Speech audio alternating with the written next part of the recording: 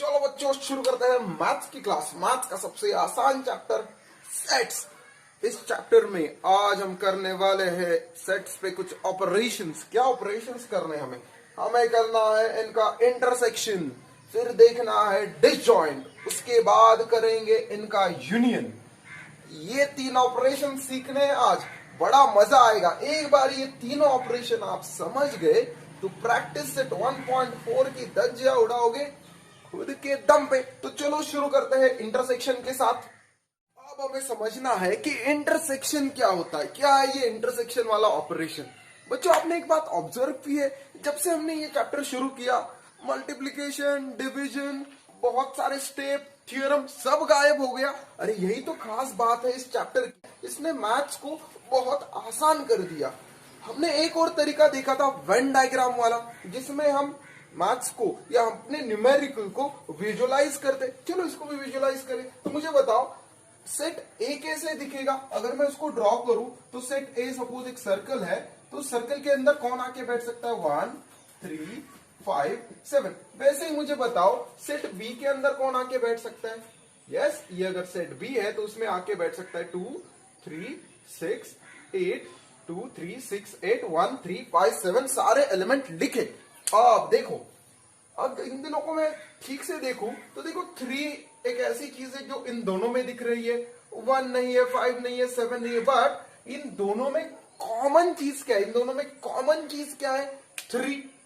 तो देखो इन दो डायग्राम्स को क्या मैं ऐसे ड्रॉ कर सकता हूं?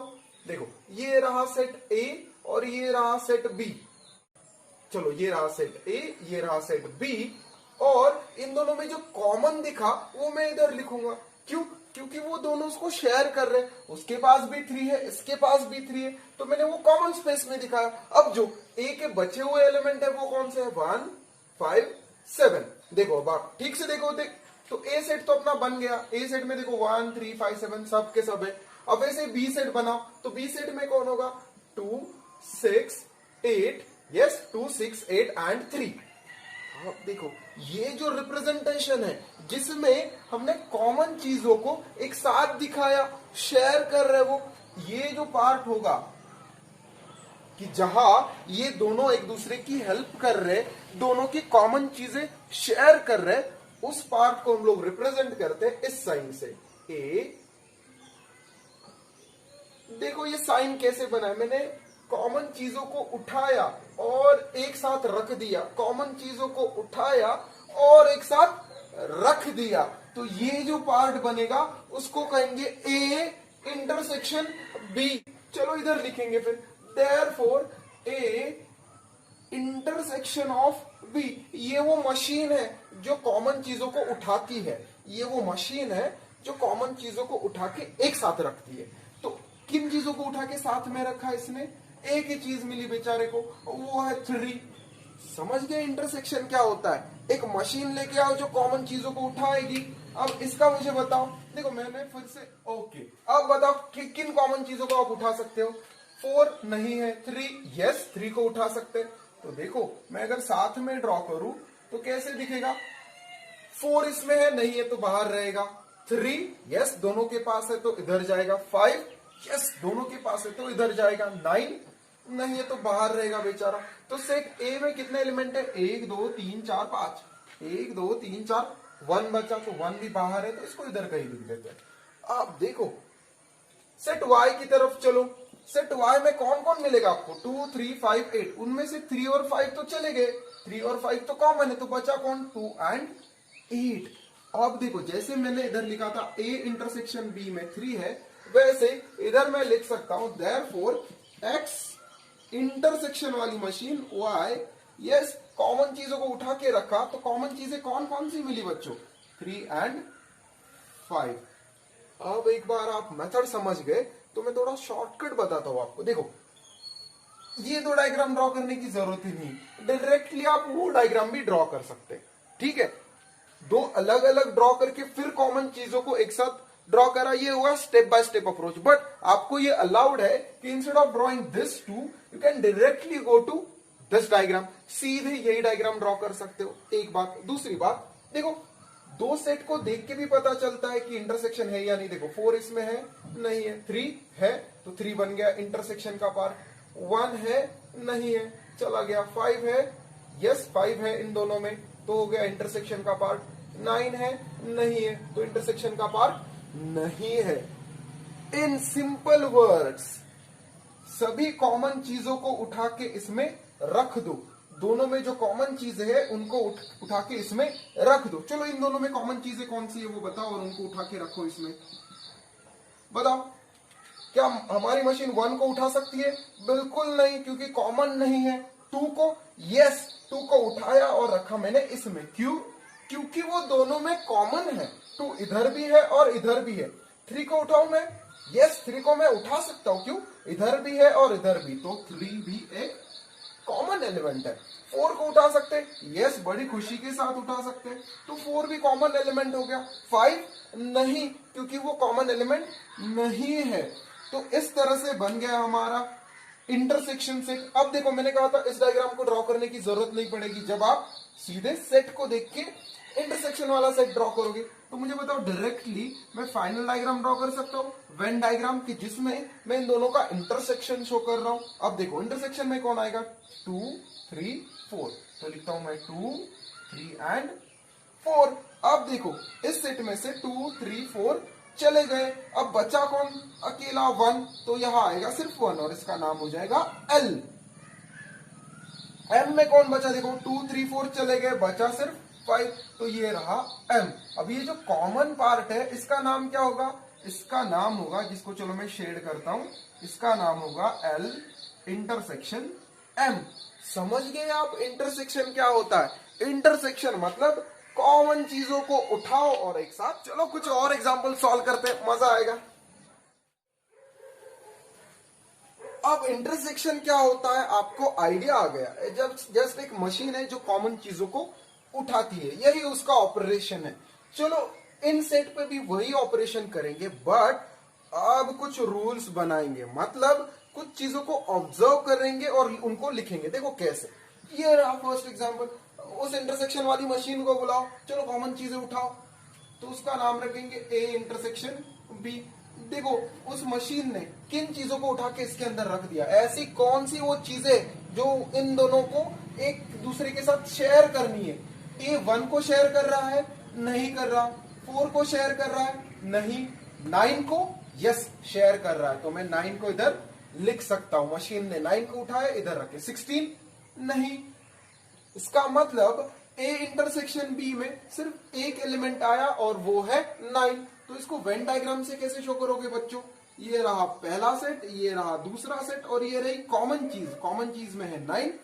अब सेट ए में से 9 चली गई, जो बाकी चीजें वो सारी लिखो। 1 4 16, एक बार काउंट करके क्रॉस चेक करो। 1 2 3 4, 1 2 3 एंड 4, मतलब सारे एलिमेंट्स हमने लिखे। वैसे ही बी के साथ कर दे। देखो बी में से सिर्फ जाने वाला कौन है? 9। 9 को शेयर किया, बचा कौन?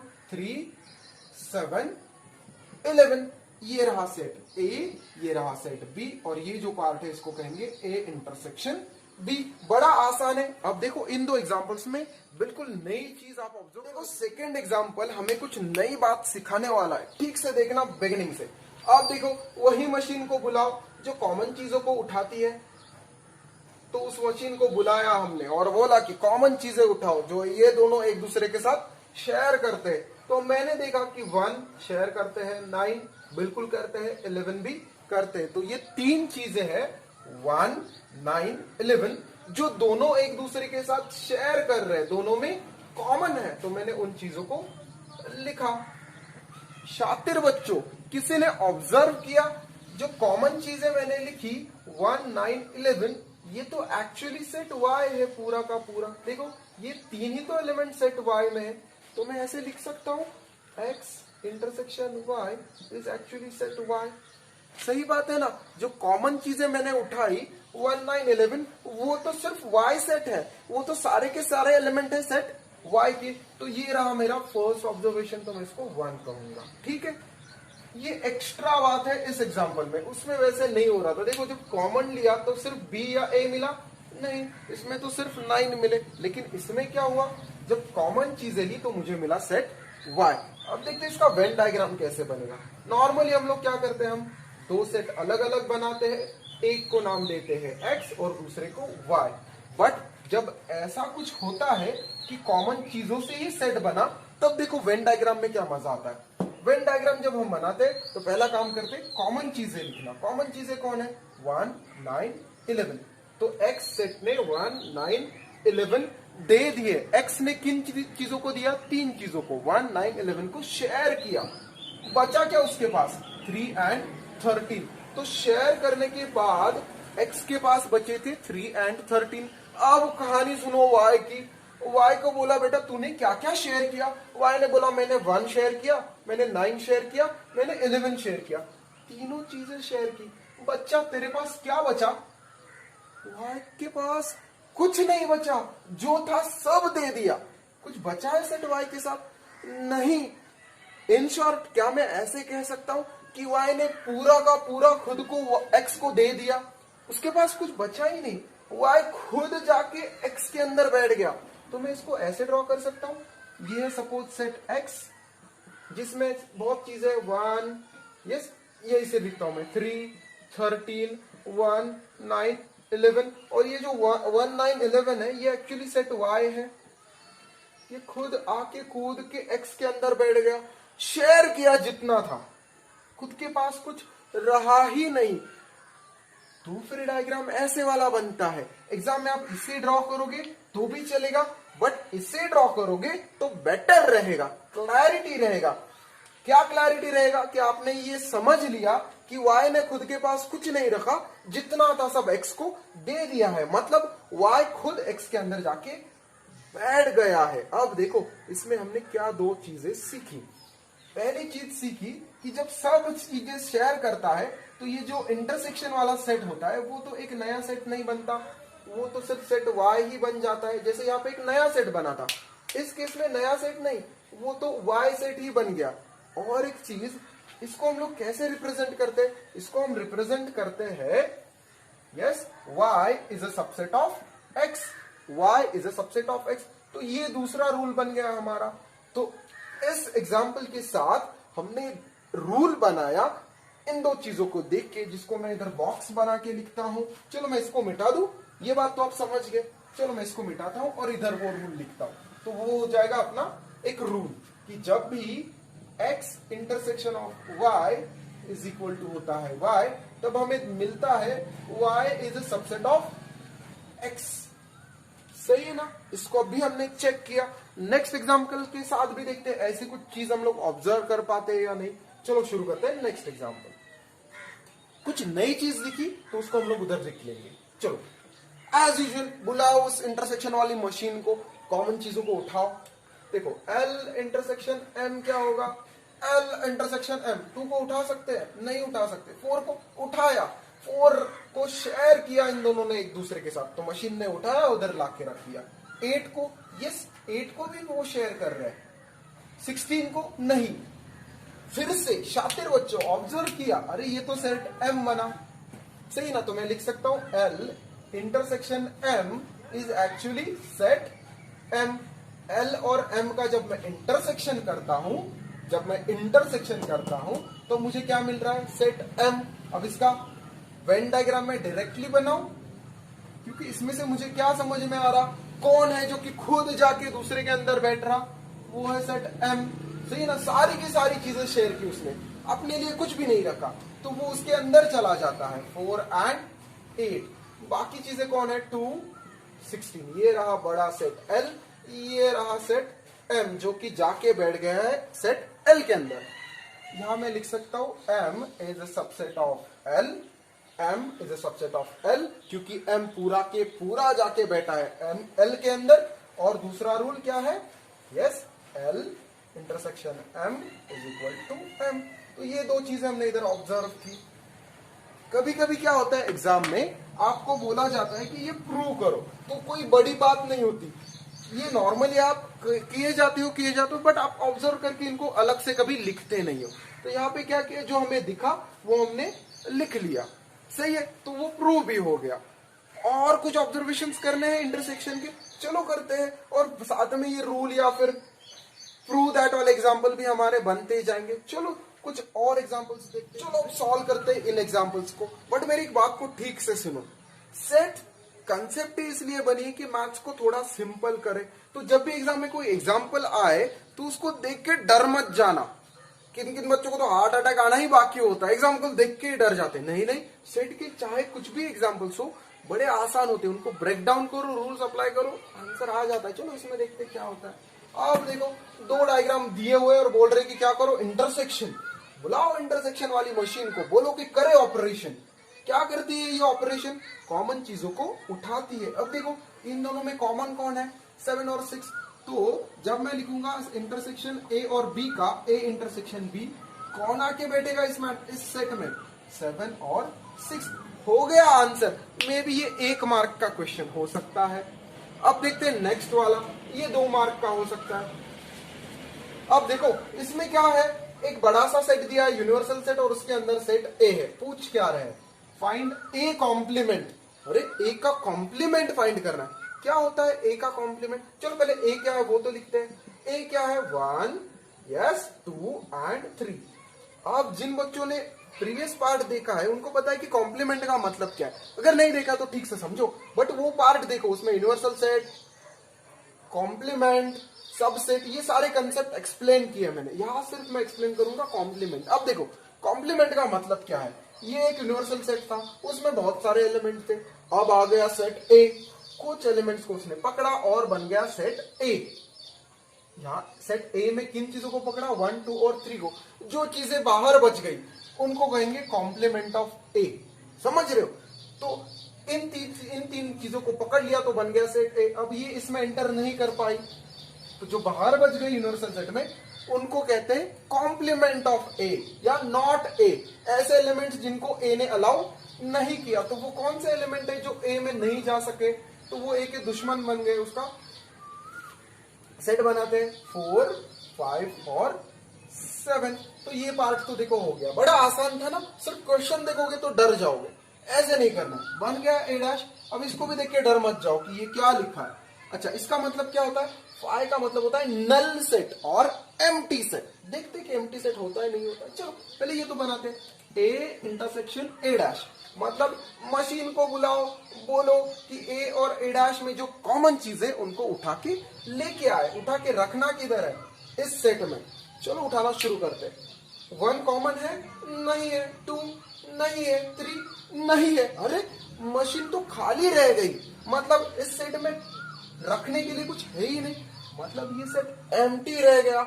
एम्प्टी सेट को कैसे रिप्रेजेंट करते हैं, A complement A dash, empty set को रिप्रेजेंट करूंगा बाय 5। तो हो गया prove A empty set. Exam में आपको ऐसा वाला कोई रिलेशन पूछा जाए तो डर मत जाना, आसानी से आप उसको प्रूव कर सकते हो, ठीक है ना। अब हम देखते हैं कि नेक्स्ट वाला ऑपरेशन क्या है, जो कहता है डिसजॉइंट। ये बड़ी इंटरेस्टिंग कंसेप्ट है डिसजॉइंट। मतलब दोनों का झगड़ा हो चुका है, बिल्कुल एक भी चीज हम लोग शेयर नहीं करेंगे। देखो अगर मैं x और y की कॉमन चीजें ढूंढना चाहूं, ऐसी चीजें जो एक दूसरे के साथ वो शेयर कर रहे, तो आप ढूंढ पाओगे, बताओ। 1 शेयर कर रहा है, नहीं। 3 नहीं, 5 नहीं, 9 नहीं, दोनों बिल्कुल अलग अलग है, एक दूसरे से डिफरेंट। तो यही चीज इधर लिखेंगे, not even a single element is common between which two sets? Yes, between set x and set y.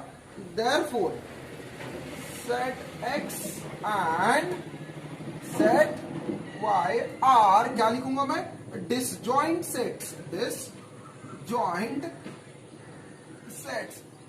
मतलब जो एक दूसरे के साथ एक भी चीज शेयर नहीं करते, जिनका एक भी एलिमेंट कॉमन नहीं होता, उन दो सेट को कहते हैं एक दूसरे के डिसजॉइंट सेट। बिल्कुल नहीं चलेगा एक दूसरे को कोई भी चीज शेयर करना, नहीं कर रहे भाई, तो इन दो सेट को हम कहेंगे डिसजॉइंट सेट। अब देखो यहाँ पे तो बहुत सारे सेट दिए और आपको क्वेश्चन क्या पूछा है, क्वेश्चन पूछा है which sets are disjoint set.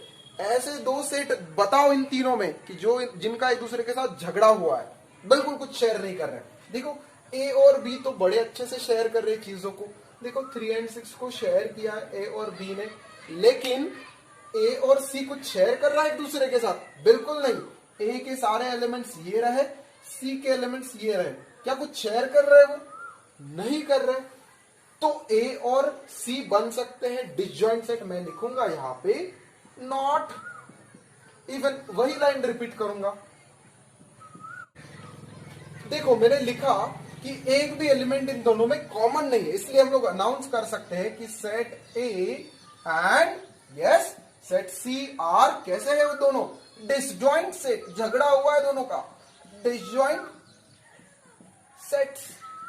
बात को समझ गए? एक बार क्रॉस चेक करो, मुझे बताओ बी और सी डिसजॉइंट सेट हो सकते हैं क्या? बी और सी बिल्कुल नहीं। अरे बी और सी इतने अच्छे फ्रेंड्स है, बी और सी, कि सी पूरा का पूरा सारी चीजें बी के साथ शेयर कर रहा है। तो बी और सी बहुत अच्छे फ्रेंड्स है। सी पूरा का पूरा बैठ गया है बी के अंदर। भाई जो चाहिए वो ले सकता है तू, जो मेरा है वो सब तेरा है। सारी की सारी चीजें शेयर कर दी उसने। बी और ये ए भी अच्छे दोस्त है, क्योंकि इन दोनों के साथ कुछ चीजें शेयर कर रहे हैं। 3 एंड 6 दोनों शेयर कर रहे हैं, बट ए और सी की हो गई है दुश्मनी। क्यों? एक भी चीज नहीं शेयर कर रहे। तो जो सेट एक दूसरे के साथ एक भी एलिमेंट शेयर नहीं करते, उनको कहते हैं डिसजॉइंट सेट। बड़ा आसान कंसेप्ट है डिसजॉइंट सेट का। चलो नेक्स्ट कंसेप्ट है यूनियन। अब सबको मिलाना है हमें, देखते हैं कैसे। उसके नाम में ही लिखा है यूनियन, सब साथ आओ। यूनियन कहता है सब इकट्ठा आ जाओ। देखो कैसे। अब देखो इन दोनों का यूनियन क्या होगा? जब मुझे लिखना होगा ए यूनियन बी, तो मैं उन सारी चीजों को लिखूंगा जो इन दोनों सेट में है। तो 1 2 3 5 7 8। बात को समझ रहे हो? यूनियन का मतलब दोनों सेट को एक साथ लिखो, दोनों सेट के एलिमेंट एक के साथ एक जोड़ दो, तो एक बड़ा सेट बनेगा, उसको कहेंगे ए यूनियन बी। बहुत आसान है। चलो इन दोनों का यूनियन करते हैं। इन दोनों का यूनियन किया तो क्या लिखूंगा मैं? Therefore X union Y. क्या होगा आप मुझे बताओ? दोनों को एक साथ लिखो। 1 पहले एक के लिखते 1 4 5, अब दूसरे के लिखते 2। अरे 4 तो ऑलरेडी लिखा हुआ है। ठीक से देखो मैंने क्या कहा। मैंने लिखा 1 4 5 1 4 5। जब दूसरा लिखना शुरू किया 2 को लिखा, अब 4 को फिर से लिखने की जरूरत है। एलिमेंट रिपीट नहीं करते, एक बार लिख लिया ना तो बात खत्म। 2 बार नहीं लिखते एक एलिमेंट। तो 4 था इसलिए पहले से उसको नया नहीं लिखा। 8। बात को समझ गए? इस एग्जाम्पल में 1 2 3 5 7 8 सबको लिखा। जब मैं इधर लिख रहा था 1 4 5 तक लिखा मैंने, 2 को भी लिखा। 4 अगर रिपीट हो रहा है तो रिपीट करने की जरूरत नहीं, यूनियन में वो ऑलरेडी आ गया है, बन गया उस सेट का एलिमेंट, तो 2 बार लिखने की जरूरत नहीं, फिर 8 लिखे। अब देखो एल यूनियन एम क्या होगा? एल यूनियन एम बताओ क्या होगा? पहले 1 2 3 4 5 6। यहाँ पे कोई रिपीट ही नहीं हो रहा था। अगर 2 इधर भी होते तो मैं एक ही बार लिखता।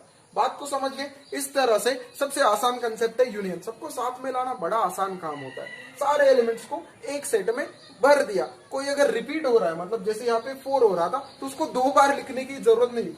भीड़ मत बढ़ाओ यूनियन में, सही है ना? एक इंसान को एक ही बार रखो। ऐसे 4 2 बार लिखने का क्या फायदा? इसलिए एक ही बार लिखते हैं। तो इस तरह से हमने सीखा यूनियन क्या होता है। अब क्या करेंगे, एक एग्जाम्पल लेते और उससे कुछ ऑब्जर्वेशंस लिखते। चलिए मैथ्स को सिंपल करना, तो एग्जाम में ऐसा कोई बड़ा एग्जाम्पल दिख जाए, सदमे में मत जाओ। बड़े सिंपल एग्जाम्पल्स होते हैं इस चैप्टर के। आपका एक ही काम होगा, इसको ब्रेक डाउन करो, टुकड़े करो इसके। देखो कितना आसान हो जाता है। देखो पहले तो हमें चाहिए सेट ए, तो सेट ए क्या होगा? चलो लिखो सेट ए। क्या है सेट ए में? 3 9 6 12। अब मैं हमेशा कहता हूं कि चीजों को गिनो। हम एग्जाम में जब पेपर चेक करते तो यही मिस्टेक पकड़ते हैं बच्चों की। बच्चे एक आध एलिमेंट छोड़ देते। तो कितने एलिमेंट होने चाहिए? 1 2 3 4 5। 1 2 3 4 5 है 5 एलिमेंट। तो चलो इसको भी मेंशन करते हैं। Number of elements in A is equal to 5। देखो ये नई बात, number of elements in A को ऐसे लिखते हैं, N set A is equal to 5। Number of elements in set A is 5। वैसे ही बी के लिए लिखो, व्हाट इज सेट बी? 36। बच्चों इसकी ऑर्डर कोई मायने नहीं रखती, आप इसको आगे पीछे लिखोगे नंबर्स को तो भी चलता है, बट एलिमेंट्स को भूलो मत। सारे एलिमेंट्स कॉपी करने पड़ेंगे। देखो सारे एलिमेंट्स कॉपी किए, 1 2 3 4 5 6 5 6 सारे के सारे हैं। तो लिखेंगे number of elements in set B कितने हैं? 6। देखो ये वाला सेट बन गया, ये भी बन गया। अब इसको बनाते हैं ए इंटरसेक्शन वाली मशीन। उठाओ उठाओ चीजों को, किन चीजों को जो कॉमन है। तो कॉमन चीजों को जब मैं उठाऊंगा ए और बी के, तो कौन कौन है इन दोनों में कॉमन। देखो इधर देख के भी कॉमन चीजें हम लोग ट्रेस कर सकते हैं, बट आगे अगर वेन डायग्राम है तो यही से दिख रहा है 6 और 12 कॉमन है। तो कौन है कॉमन, 6 एंड 12। तो मुझे बताओ इस मैट्रिक्स में कितने, इस सेट में कितने एलिमेंट है। तो इस सेट में सिर्फ 2 एलिमेंट है, सही है ना। देखो हमने पूरा राइट हैंड साइड बना लिया, तो लिखे right hand side, therefore number of elements in A plus, सही है ना। ये पूरा लिख लिया देखो मैंने, इज इक्वल टू क्या होगा, नंबर ऑफ ए क्या मिले हमें 5 plus number of B 6 minus 2 क्या होगा 9। इसको मैं कहता हूं 1। ये मिल गया, ये पूरा राइट हैंड साइड। उधर चलते हैं लेफ्ट हैंड साइड में, क्या ए यूनियन बी का मतलब क्या होता है, सारे एलिमेंट्स ए और बी के वो कूदेंगे इसमें और एक यूनियन बनाएंगे। सबको अलाउड है आना, सब कूद सकते हैं। तो सब अगर उसमें कूदेंगे तो देखो 3 आ गए, 9 आ गए, 4 30 और 36। क्रॉस चेक करने के लिए क्या करेंगे, गिनेंगे चीजों को, सब मिला के कितनी चीजें 1 2 3 4 5 6 7 8 9, 1 2 3 8 9। तो number of elements in A union B बनते हैं 9। जिसको कहता हूं मैं 2। और 1 भी मिले थे 9, 2 भी मिले 9। इसका मतलब these two are equal। वही तो वेरीफाई करना था। therefore from 1 and 2 number of elements in A intersection B hence proved। तो इस तरह से चाहे जितना डिफिकल्ट दिखे बट आंसर तो बड़ा सिंपल होता है। इस तरह से हमने देखा कि क्या होता है इंटरसेक्शन, क्या होता है डिसजॉइंट और क्या होता है यूनियन। नेक्स्ट पार्ट में हम सॉल्व करेंगे प्रैक्टिस सेट 1.4। चलो मिलते हैं 1.4 के वीडियो में। I hope you've all enjoyed this part of the chapter series just as you would enjoy your favorite book with a hot cup of tea. So, ECOT, that is everyone's cup of tea, will bring to you many more such chapter series along with detailed explanation and solution of the exercises that are there in your textbook. We wish to bring to you this and more at zero cost so that the hardest chapters become your cup of tea. So, help us by clicking on this button. Get notified about our upcoming chapter series. Also, share it to help us define education through equality. Do message us any doubts that you have on our Instagram handle, Everyone's Cup of Tea, and we promise to answer them. Thank you and keep sipping. Bye.